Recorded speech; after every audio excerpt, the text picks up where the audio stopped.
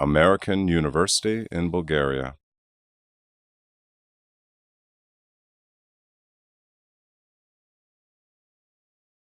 Thank you very much for coming. It's an honor to welcome to AUBG for the first time Dr. Marko Arndt. He's a professor, he's a doctor in history and the director of the Bulgarian Konrad Adenauer Foundation, a very important institution. And I'm sure that he'll tell you a couple of words about the tremendous activities related to some of the issues of decommunization in Bulgaria and a tremendous educational work that Konrad Adenauer Foundation is doing in this part of the world, and especially in Bulgaria. It's always a special thing when we have a historian to head such a foundation. We asked Dr. Arndt to come tonight to be our second lecturer of the series of Panitza post-communist series, and he designed his lecture for us. He will draw the parallels between Germany and Bulgaria, especially regarding the process of decommunization. Being a historian and operating in Bulgaria, Dr. Arndt also was instrumental in publishing several very important texts regarding Bulgarian history during the communism. Under his leadership, a wonderful exhibition was created about all the major events of terror and resistance against the communist regime in Bulgaria. This is a traveling exhibition today all around Bulgaria in major high schools. Unfortunately, they don't have captions in English, so maybe one day this exhibition is also going to be hosted here in Bulgaria. In addition to his achievement as a historian, Dr. Marko Arndt has been very active as a councilman, a member of the local council in Dreistenfurt, and he's the coordinator for the Christian Democratic Party in this region until the time he came to Bulgaria. So please welcome Dr. Marko Arndt, and after the lecture we'll have enough time for a session of questions and answers. Okay, thank you very much. Thank you very much, Professor Kevecheva. It's only a small town, you don't must know it, Drensteinfurt, in northwest Germany, and I lived there up to 2011. And then I moved to Bulgaria, and I'm working in Sofia or in Bulgaria since 2.5 years now, and maybe it will be another 2.5 years, depends on my employer. Maybe beginning of 15 or 16, I will go back to Germany or to another country. All in all, the foundation has 80 employees all over the world, providing rule of law, media process, and democratic values. And it depends every time on the country we are working in, what we are doing there. And our main topics here in Bulgaria is dealing with the democratic parties which are belonging to the EPP, European People's Party, cooperating with the Bulgarian Orthodox Church to become more open to the society, discussing political themes which may be important for the church too, and at least dealing with the communist past here in Bulgaria, which is a very important topic because the past is always actual if you look at the actual policy here in Bulgaria. If you don't mind, I would like to sit, and during the discussion I can stand up, but I made a text, 11 pages, will take about 20 minutes, and I will put the text on our webpage tomorrow morning, So you must not write anything down. You can read it and print it out as a PDF tomorrow morning.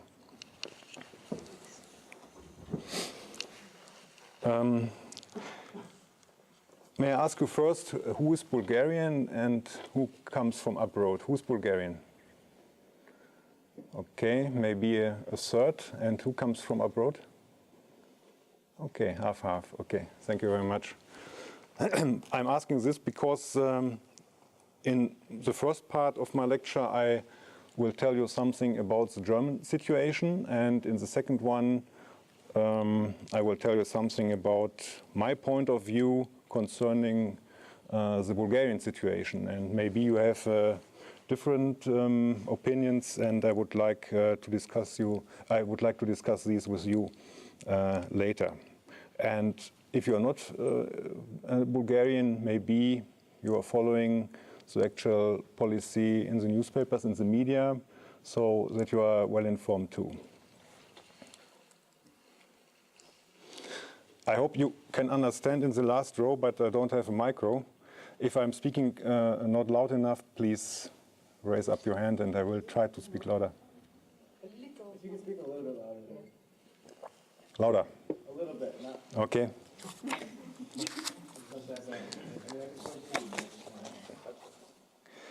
Okay, the examination and redefinition of the communist dictatorship is being served first to detect repressions, crimes, and the abuse of power. On the other hand, the perception of the examination should be used to clarify the benefits of freedom that people have in a country under the rule of law. People often value freedom once they lost it. Not least, the examination of the political situation serves similar not to happen again, which means the examination is not an end in itself. And when I'm talking about examination and redefinition, it's a problem to find a concrete word for the German word Aufarbeitung. We are using Aufarbeitung in Germany, and that means not decommunization, it means kind of engagement with communist past in an open way and a scientific mind. And I can't find a word in English which is the same like Aufarbeitung in Germany. But that's what I mean when I'm talking about examination and redefinition. In 1989, all the parties in Germany agreed that examination and a public debate regarding the communist dictatorship in GDR, East Germany, GDR, German Democratic Republic, are highly needed. That the SED, the Communist Party in Germany, Socialist Unity Party, that the SED established a dictatorship was much obvious in those days than nowadays. Perhaps it is because the experience was still in memory, and today crimes and repressions are covered for nostalgic past following the slogan, "Everything was better in the old days." This nostalgia appeared in the middle of the 90s. The statement, "After all, not everything had been that bad," was followed later by the question, what was actually so bad? However, today, almost nobody wants the old situation back. So the statement, what was actually so bad, should be more accepted as a kind of defense of the personal lived life in a dictatorship, not as a defense of the communist system as itself. The situation should be similar in Bulgaria. I don't know. Therefore, the examination has to define very clearly between a dictatorship and its tools and the people who had to live in a dictatorship. The crucial moment for the beginning of the examination was the opening of the Stasi files. Stasi means Secret Service of the former communist regime. The crucial moment for the beginning of the examination was the opening of the Stasi files and other archives of GDR. The files revealed especially the secret agents of the system. As a cutback of the past 25 years, it can be pointed out that focusing mostly on the topic Stasi, Secret Service, puts the Communist Party in the background. As a result, today, the Secret Service is more or less unwillingly, till today, the party's sword and shield, as used in the old slogan, because the old SED stuff could hide even today behind the issue Stasi. A few weeks ago, we started in Bulgaria a survey about the historical knowledge among young Bulgarians. You can refer to the results visiting our webpage. If you Google Sofia, you will find it. They indicated that the nature of communism, the crimes and bondage are almost unknown to young people today. Germany is facing a similar situation, although the state and many organizations and societies, as well as schools, inform intensely about the dictatorship, and the issue is successfully integrated in classes. Positively in the German study, however, was that 80% of young people recognized the difference between a dictatorship and democracy. In the end of '89, the files of East German Secret Service were confiscated from the citizens' movement relatively quickly, when people occupied the Stasi buildings all over former GDR, at least even the headquarters in Berlin in January 1990. It's a museum now. If you are in East Berlin, I would recommend you to visit this. It's very interesting because the original equipment is still there. A law about the use of the files has been adopted quickly, and an authority to manage and administrate the Stasi files was established. The first superior was Joachim Gauck, currently president of Germany. In the GDR, he was a rebellious pastor, and now we have about 160 kilometers Stasi files in this archive. And you know, not only Mr. Gauck is a former East German, the Chancellor of the German Republic is former East German too, Mrs. Merkel. They were born both in northeast Germany. The public administration staff, in other words, the employees of the state, were by 2006 automatically audited for collaboration with the Secret Service. Collaboration prevents the employment, although there was not a specific law, especially requested a termination because of Stasi collaboration. It is therefore only a question of morals that former Stasi collaborators are not allowed to work in senior and decision-making positions in public service. Therefore, most of those who had worked for the Secret Service went after 1990 into business or established themselves as self-employed workers. Some, however, were elected as mayors. Here, the state has to accept the will of the voters. It was not punishable being a collaborator of the secret police or a member of the Socialist Unity Party of Germany. It has rather been morally questionable. Over the past 20 years, more than 2 million requests for access has been submitted from private persons who have been spied by the Stasi. They wanted to know the details in the files, who were spying them, and what the Secret Service had on file against them and their families and about their lives. In addition to the Secret Service files, the files of the party and the government have been also opened without the usual vesting period of 30 years.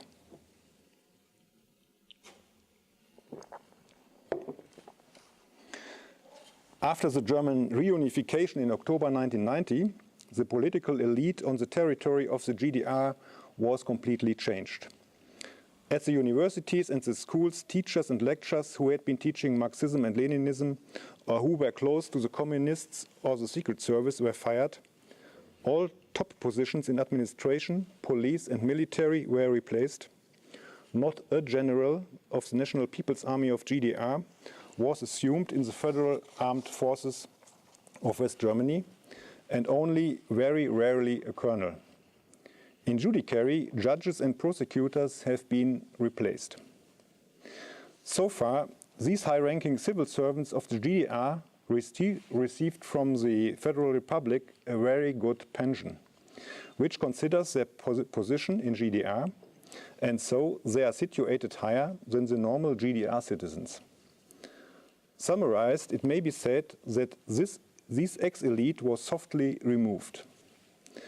This situation disappoints especially the victims, but puts the reunited country on the path of social peace.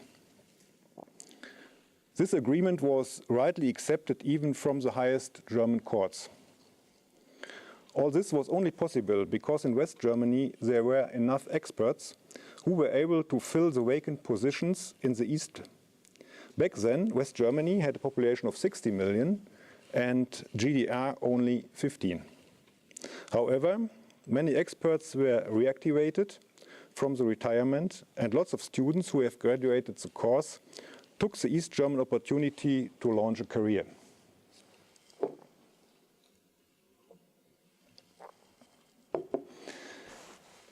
Now I will say some sentences about the judicial redefinition. There were about 250,000 political prisoners in GDR between 1949 and 1989. After 1990, they could be rehabilitated, lodging and application, because unified Germany has introduced suitable national laws. 170,000 victims have been subsequently free from any blame. They were vindicated. Everybody received a compensation of €300 per month of detention. A total of more than €660 million was paid. Prosecution of the injustice that occurred in the former GDR started in the GDR era because in March 1990, after the fall of the wall, the citizens of the GDR have now elected a new government democratically. Charges were the breach of trust, electoral fraud, failure to prevent the perversion of justice, and personal enrichment. Beginning in early December, 11 of the 21 Politburo leaders were arrested. Erich Honecker was arrested in January 1990, but a day after released because of sickness. His wife Margot, then Minister for Education, lives now in Chile and enjoys there her pension. Up to the day of reunification on October the 3rd, 1990, there were more than 100 judgments by the GDR courts. However, the independent justice in GDR didn't focus on serious crimes such as murder, killings at the border, torture, failure to prevent the perversion of justice, deprivation of personal liberty. This should be happen later in the courts of a united Germany. These courts indeed conducted more than 100,000 researches between 1990 and 2003.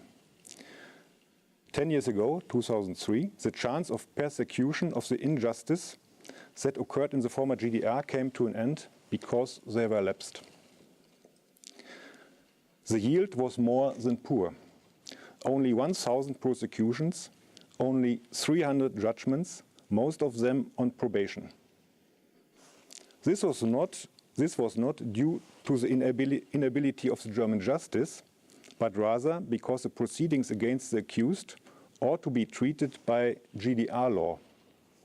This means the German courts have to apply GDR criminal law because of a judicial principle that new laws could not be applied with retroactive effect.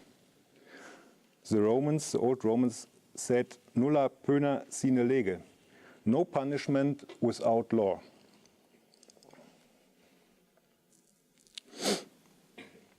Let us say the use of hashish would be legal in Bulgaria and you smoke every day a joint.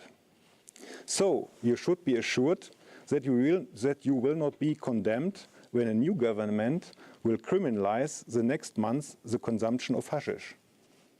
And that's the same situation in former GDR. People who were prosecuted, who have to go to the court, must be sure that the law is used which was inactive when the deed was done. And because many deeds classified as wrong to West German standards remained legal to GDR law, most of convictions remained well below expectations. The consequence has been that the victims were disappointed, but the perpetrators were subsequently viewed as warranted. A justice of winners, very often accused to German judges, however, is somewhat different, I think. More successful than the judicial redefinition was the institutional process of dealing with the communism. The German parliament set up for years a commission focused intensely on the history of communism in Germany. The result was 34 volumes with 30,000 pages. Further, there are numerous memorials and museums, mostly former prisons for political prisoners, such as the infamous prison in Berlin, Hohenschönhausen, or the worst prison for women imprisoned in Hoheneck. Luckily, the old equipment of the cells still exists, so visitors can obtain a realistic impression of the prison conditions. The groups are guided within the memorials, wherever possible, from former prisoners. About 180,000 young people visit in a year just Hohenschönhausen. Altogether, there are 700 places of memories. 80 of them are located in West Germany. In 1998, the state established its own foundation named Redefinition, Aufarbeitung. The mission of the foundation is to support projects for studying communism. Between 1998 and 2011, the foundation supported 2,400 projects, and it spent 30 million euro during these 13 years. So the foundation has also co-financed our exhibition on communism in Bulgaria. Mrs. Kelvecher talked about this. It's a touring exhibition and was shown up to now in 6 Bulgarian cities. If you want to present it here, and I heard some minutes before that it's not possible because it is in Bulgarian language, but maybe there's an exception, don't know. Yeah, we can do that together, for example, in spring. But I took some of the exhibition catalogs, 40, with me, and you can take it. It's on the desk behind me. You can keep it, and I have a DVD, and the DVD contains interviews with witnesses of 1944-45 concerning the conquest of the Soviet army in Bulgaria. It's very interesting to read, but you must understand Bulgarian.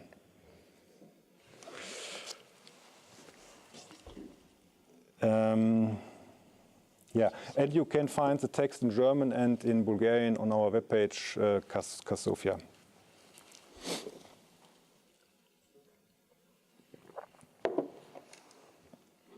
Germany experienced first the brown, then the red dictatorship, and the combination is, I think, unique in Europe. This required early the conflict of the crime interpretation. The victims of Nazism and communism entered into a direct competition. However, I think that every dictatorship has its own story to be told. They can be, of course, compared, and I'm quite certain that there is much conformity. But we shall not equate both dictatorships with each other. The crimes of Nazism should not be relativized. Crimes of communism shouldn't be downplayed or trivialized. Let us now look at the situation in Bulgaria. On September the 9th this year, Sergei Stanishev said that this day is a bright day for Bulgarian history. What he meant was the Red Army's intervention in II and the conquest of Bulgaria in 1944 at the 9th of September without a declaration of war and the followed establishment of the communist dictatorship. This occasion brought in Bulgaria even more bloodshed than in other parts of the Soviet Union's sphere of influence. In the early months, thousands of Bulgarians were killed without trial. This generally involves members of the old elite as police directors, officers, priests, and journalists. They were denounced as traitors, spies, and fascists, and later liquidated. The number of the murdered by the People's Militia and mysteriously disappeared persons varies depending on the information between 18,000 and 30,000 people during the first months of the conquest. The so-called People's Courts started later their work. They were courts which were established specially for these political court procedures. They violated all the principles of the rule of law. Chief prosecutors weren't trained judges, but rather party activists. The accused did not have the opportunity to defend them. They didn't receive legal advice. Later, their assets were confiscated and their family became victims of repressions.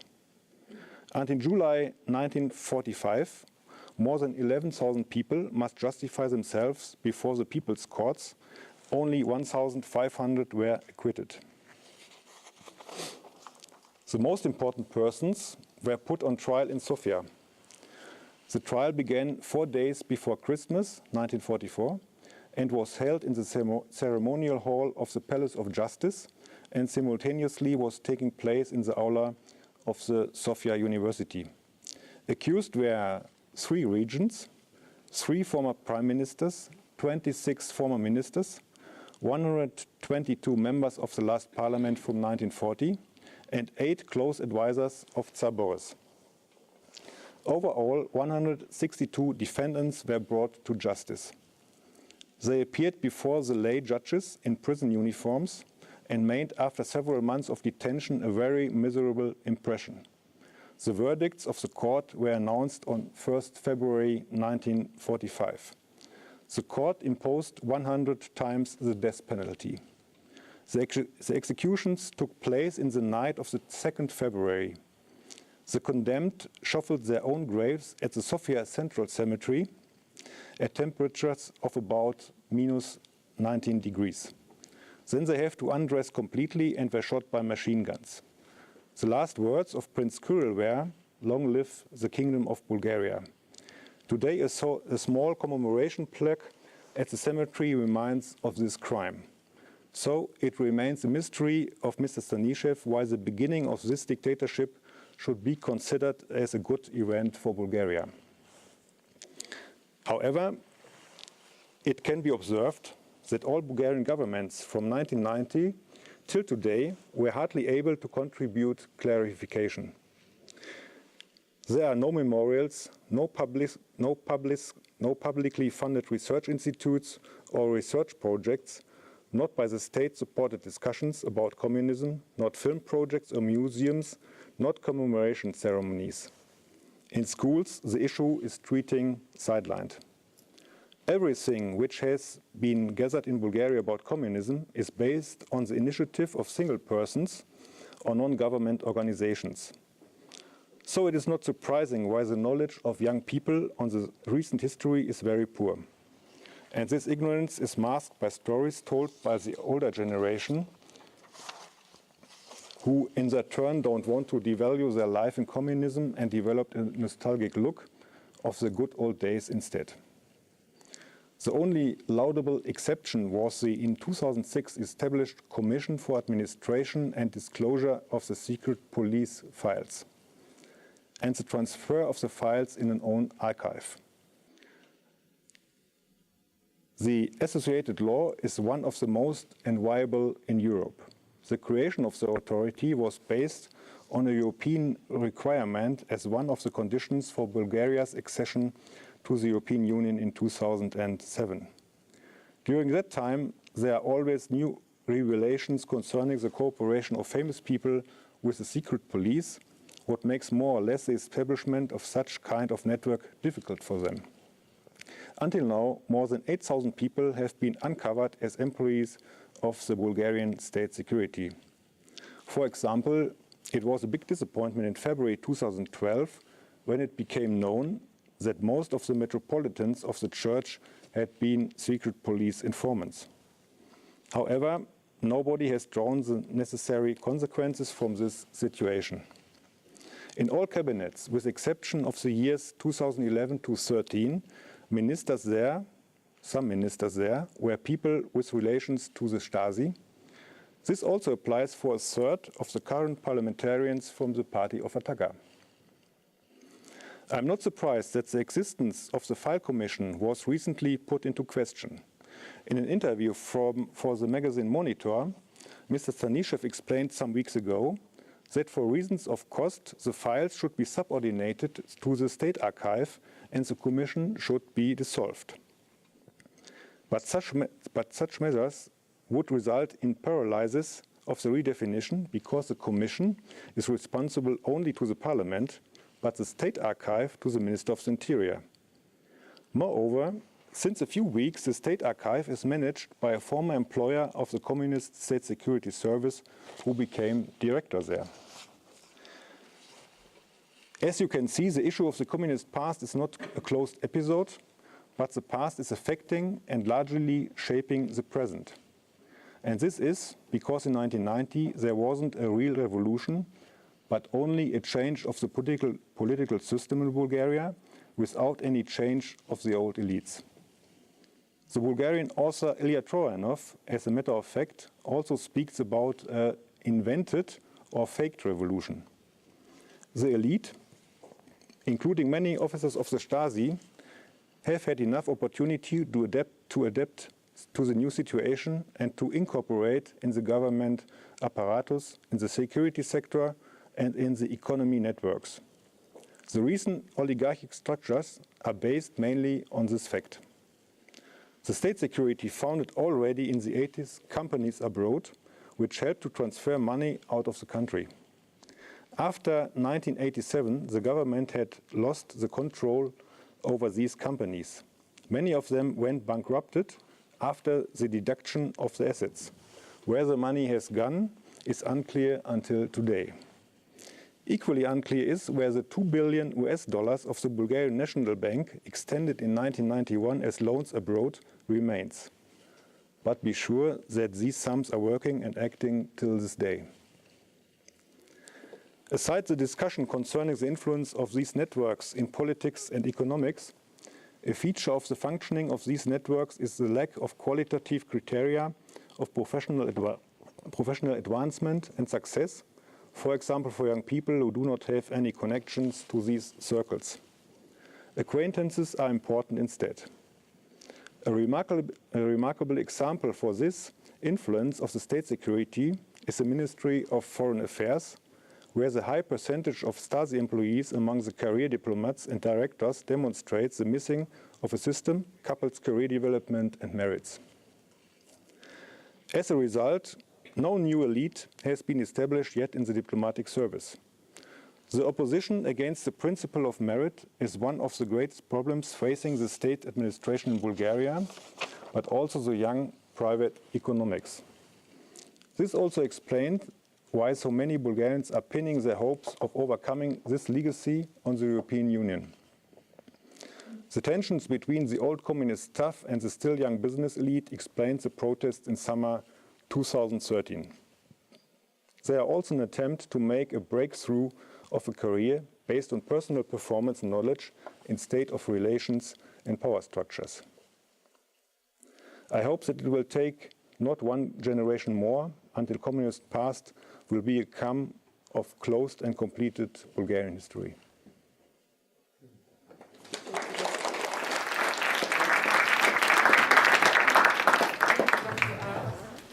The picture is not very promising. Now we have enough time for a session of questions and answers. The floor is yours.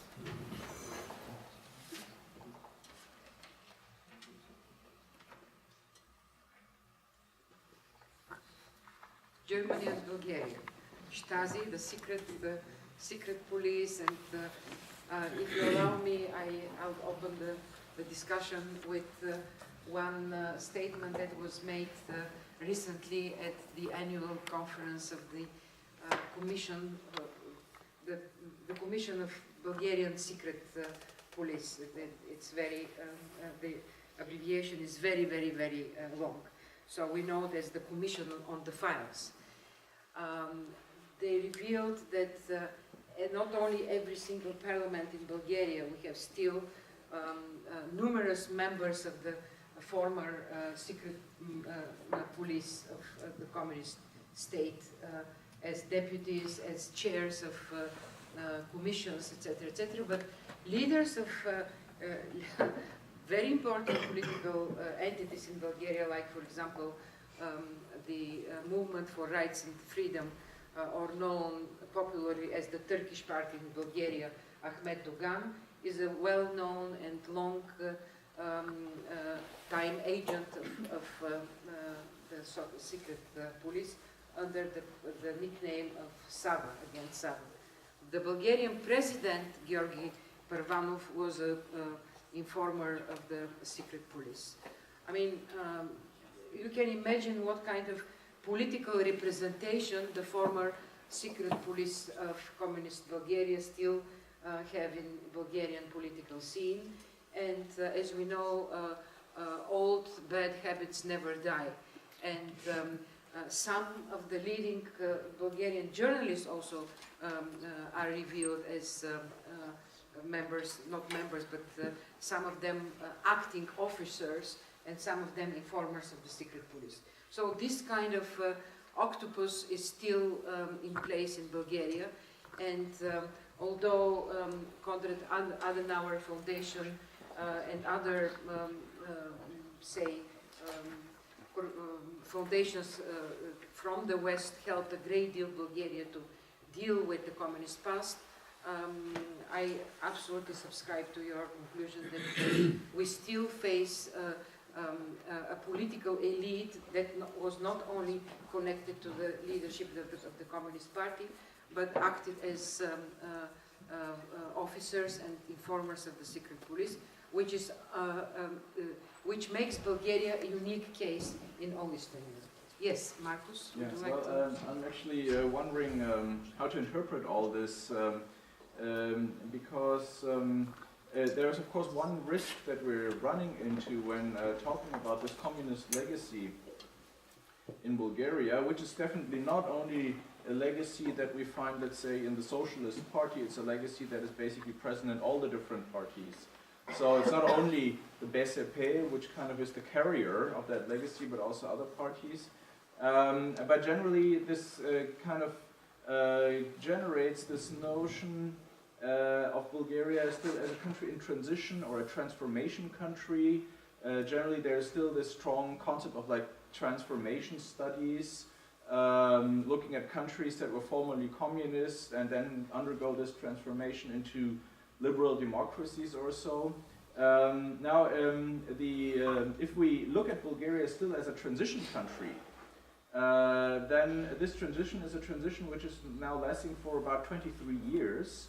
And I'm wondering whether it's justified to use such a concept for a country like Bulgaria, because if a transition is really that long, isn't it probably better to look at this period as a period sui generis, as a genuine period by itself?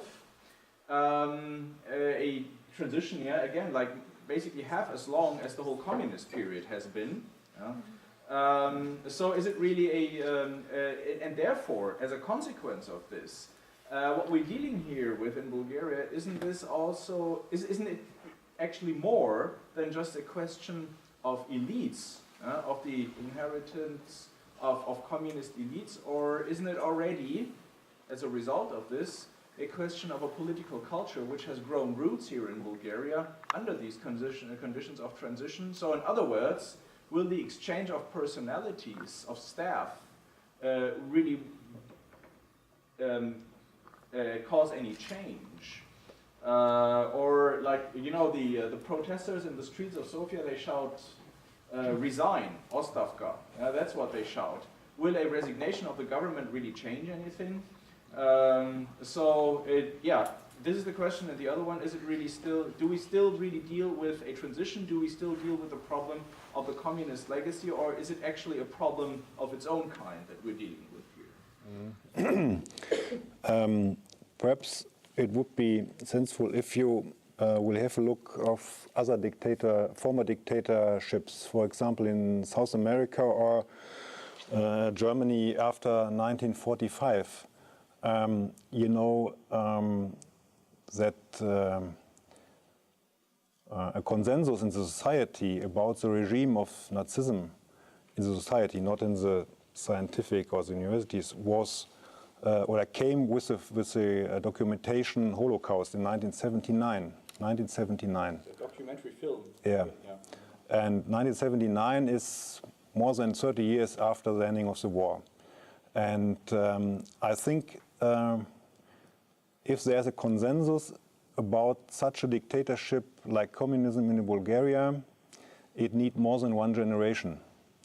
The generation which were grown up in the dictatorship, I'm sorry to say that, have to die. And the new generation has to explain without any contact to this time how they see the past. And that was the same in West Germany, I think. You could know in the 50s and 60s everything about the Nazism and NS regime, but that there was a broad consensus of the society that took more than 25 years. And therefore, I would like to say that Bulgaria is still a country in transition. And if we are in 10 or 15 or 20 years in the same situation as we are now, then I would like to say that transition failed, and that it is that it was not a biologic problem. It's a problem of translating the situation from generation to generation. I'm asking myself if these networks and circles basing on former nomenclatura, communist members and Secret Service, if these networks will die with the persons or if they will be a heritage for the following generations. We have in Sofia a scholarship for about 25 students. If you are interested, you can apply. I'm looking every year for 5 or 10 new scholars, and it would be great if they would study in other places than only in Sofia. So if you are interested, we can talk about that after the lecture. But one of the scholars asked me, he was a scholar of the laws, or a student of the laws, and he asked me, what can the European Union do that the situation in Bulgaria will change? And I told him Bulgaria is a sovereign state, and the European Union doesn't have much tools to change the situation. It depends on you and your generation. If you will become a judge, and you will become a judge, and you are able to resist 10 or 15 years to these networks, for example, in a small town in Sofia, with your colleagues, then you are the winner. And if you fail, if the networks will buy you as they buy the others, then I think there will be no change. And that's the question. It depends on every single person of the new generation, if they will be able to resist, or if these networks will be established for more than 1 or 2 generations. That's the question for me. And at least I mentioned the author Ilya Troyanov, and if you are interested to read his book, it is in Bulgarian. You can buy it in Bulgarian language. Would you please read the title? Yes. Кучешки времена, революцията Менте, 1989.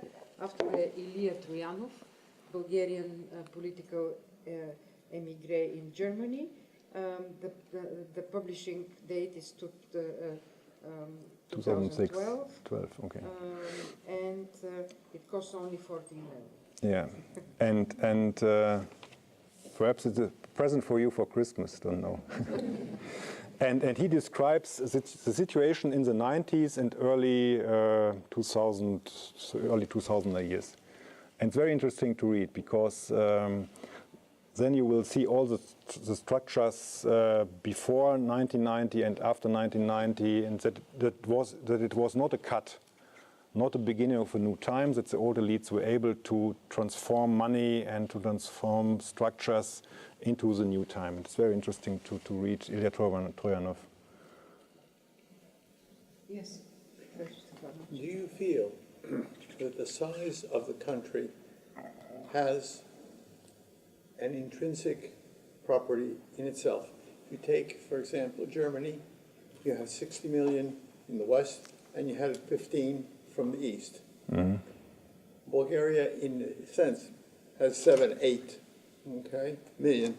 And my question really is, can you have an objective democracy with 7 million people? There's just so much interaction and so much of a client relationship that I just wonder whether or not democracy will really prevail in some of these smaller countries. Okay, let's say all countries of the former Eastern Bloc didn't have a big brother like the GDR who could help with hundreds of billion over 20 years and with new elites in the police and the justice system and so on. But I think it doesn't depend on the size of a country. It depends on the mind or the will of the people to change. And I was very astonished that in July, that these 30,000 people who are protesting in the streets are existing, because I thought civil society doesn't exist in Bulgaria. The social protest in winter, it's clear. But these protests for values were for me very astonishing, and for a lot of observers of Germany or other Western countries. And so I don't think it depends on the size of a country. Depends on the will for change, not to go abroad and to make a career in the United States or in Germany, but to fight for freedom and democracy in Bulgaria.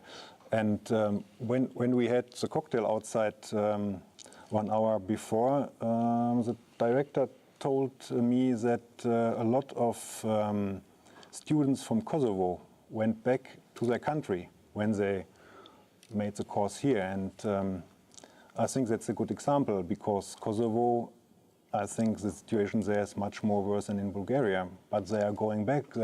They don't go to America or West Germany or Western countries to make a career. And that, I think it's a good example what young Bulgarians should do. But it's easy to say because I'm grown up and I'm a German. But the situation for you is very, very difficult, I know. Question about, about the importance of the educational system. Do you think, we are talking a lot of society politics, but do you think that schools, universities can play an important role in somehow re-educating people to new values, to new perspectives on the world, to a new critical thinking? Because, well, I'll make an example from my country. A few days ago, the financial police investigated some students, at Italian universities, and it was discovered that many of them did not pay the tuition fees that they were supposed to pay. I mean, they declared that their families were poor families, but then they had a Ferrari or a big villa with a pool, and they did not pay what they were supposed to pay. And now a debate has started. I mean, these kids who are at university were at school for 13 years. It means that there's something wrong with Italian schools. Now, what I say is that if people in Bulgaria, if many people, including young people, still believe that communism was a good thing, it means that probably there's something wrong at schools, with their textbooks maybe, with their teachers, with university professors who write these textbooks. And by the way, I don't know, I would like to know also your opinion about the presence of this support, of this attitude that endorses communism, how it is still widespread in the academia. Because I have the impression that in the Bulgarian academia, especially when it comes to historians, there is a huge endorsement of the old communist regime. And then what is fun is that they are the same people who come here to evaluate us, by the way, for the accreditation issues. And yes, Steve is the provost, and he knows how many troubles we have from time to time. So my question is, do you have an impression that also at schools and universities, this communist attitude, this communist mind is still deep-rooted? And what to do to eradicate it and to start a new reform actually of the educational system? The question concerning to the staff of the universities, I think you could better explain it than me, because I don't know the situation in the universities.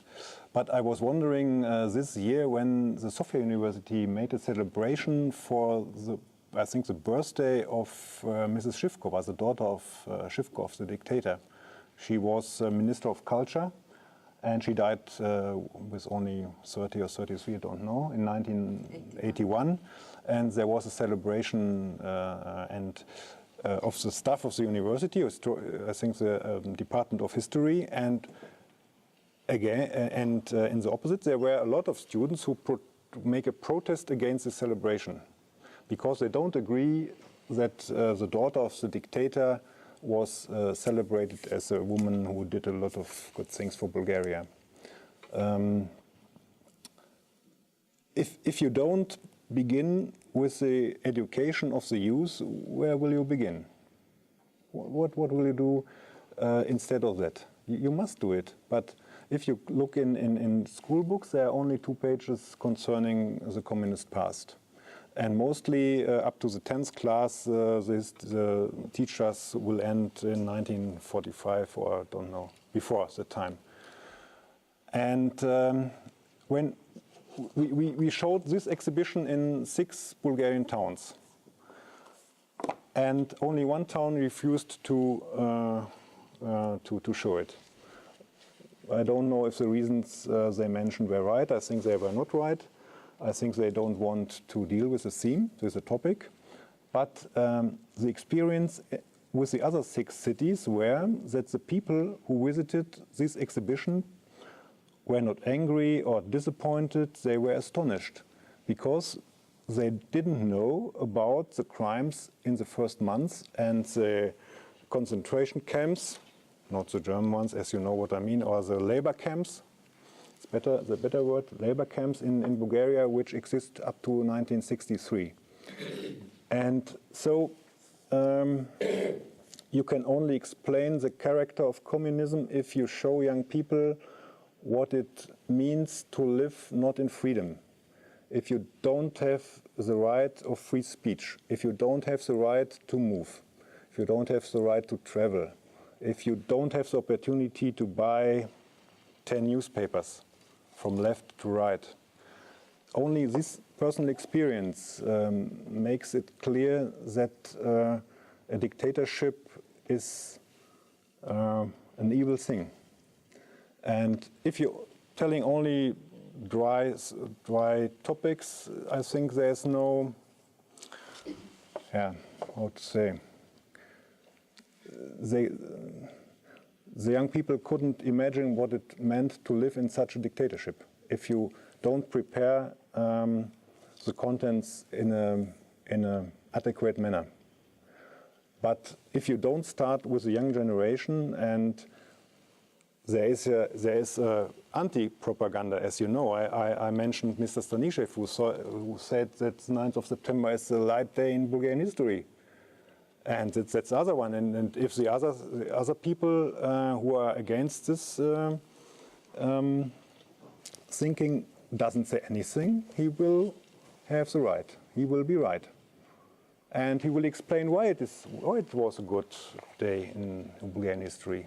There may be some arguments, and if you don't have arguments against that, for example, these 30,000 people who were killed without trial, so at least you have to start with the youth.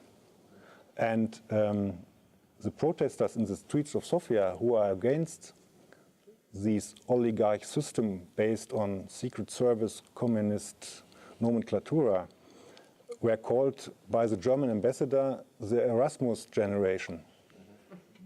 Yeah? People who went to Western countries and had quite another experience than people who were living all the time in the Rhodopis, for example. Excuse me. Yeah, I hope you know what I mean. It is a question of the experience, and so that you are able to compare the situation it could be and it is. The situation of democracy and dictatorship. You must be able to compare. Not only scientific, for example, moral, by mind or by your heart. And that's the most important thing. And if if you can translate this to the young generation, I think this country will have a good future or a chance. This is why we have at AUBG oral history projects comparing the accounts from two generations. They interview their grandparents and their parents, and we compare the two narratives about communism, and it's extremely interesting. President Easton. Well, I have a comment that I think only reinforces what you said. I'm a member of the Council of Rectors for the country of Bulgaria. And recently, the names of all of the rectors and vice rectors were released who were members of the secret police. And it's a high number that are running the various universities in the country. And those same rectors were the ones most outspoken against the student protests. Yeah. So in terms of change, and I think it's probably true, it's more than a generation. Yeah. Just one more comment. After World War II, Martin Heidegger was forbidden to teach at the German universities anymore. Heidegger was a great philosopher, by the way, who nevertheless endorsed Nazism. While here I don't see anything like this. People become rectors and vice rectors, although they were connected with communism.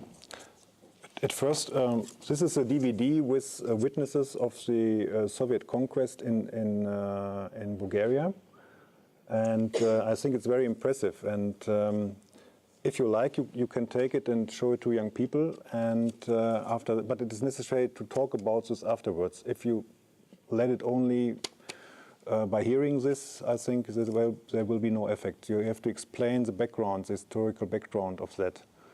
But it's very impressive because some of these witnesses were imprisoned and for political reasons. And young people from today or of today can't imagine that people were put into prison because they didn't have the opinion like the government have.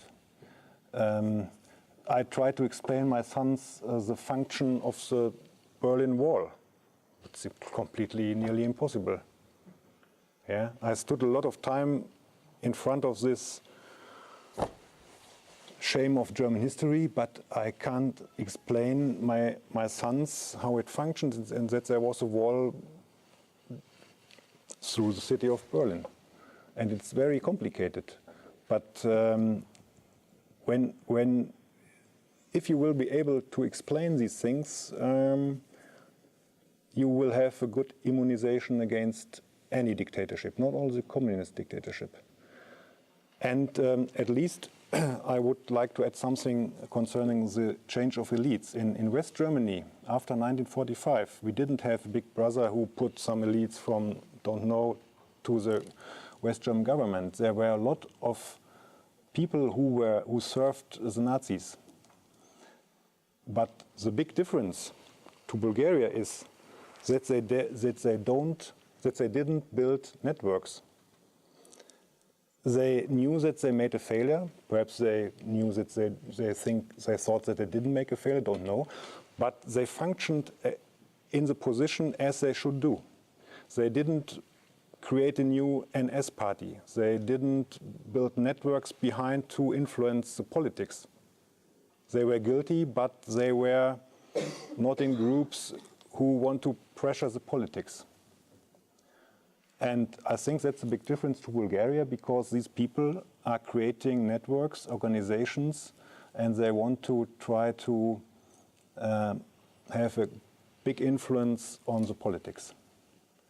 And that is a big difference between elite change in West Germany and in a lot of former communist states in East Europe. We have time for one more question. If not, Dr. Arndt, we have a small present as a token of our appreciation from the university. Thank you very much. Thank you very much for coming.